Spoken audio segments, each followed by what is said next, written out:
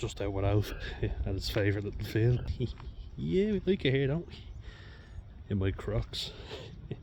Crocs are back in trend. A few of the kids wear them in work, but yeah, I want to talk about something interesting. So, you know, the manosphere and what it means to be a good man and all that stuff, and toxic masculinity is coming up again.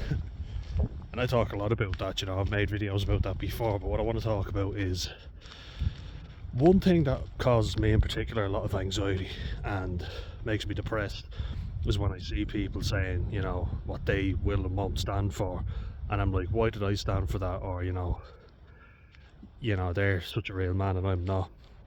And it's like, I could barely get out of bed some days. So for me, that was just a fucking achievement in itself, you know.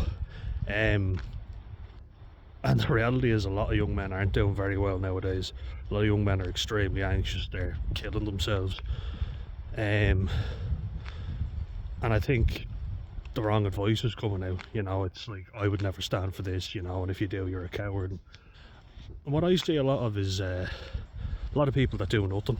A lot of people who say they have these particular values, but when push comes to shove, they do nothing about it. You know, I haven't had any good male role models to learn from, so I don't know what my values are. So I have to sit down and kind of go, does this make me anxious? Yes. But is it the right thing to do? Yes.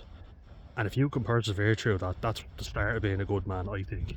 You know, like, I've stood up for people even though it made me anxious as hell. You know, my feelings didn't come into it because I was looking out for somebody else, even if it was misguided. And I gave a few examples.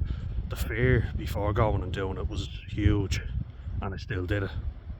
Not for me, you know, and I've been accused of doing it for selfish reasons.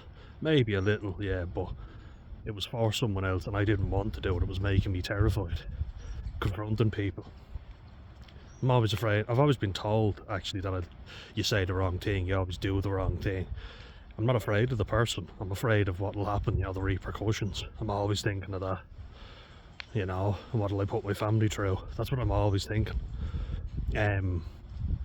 So if you're overworking yourself, which I've done a lot of because that's what I was told to do, maybe pull back from that, you know, and maybe set a bit of time aside and think, what do I like, you know, what am I enjoying, what am I good at, what are my fucking values?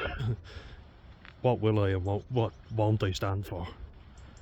Take a good long think about that, and then think, everybody makes mistakes, you know, so it's not like I'm the only one. What's difficult for me and what did I push through? And if you've done that, then you're doing alright.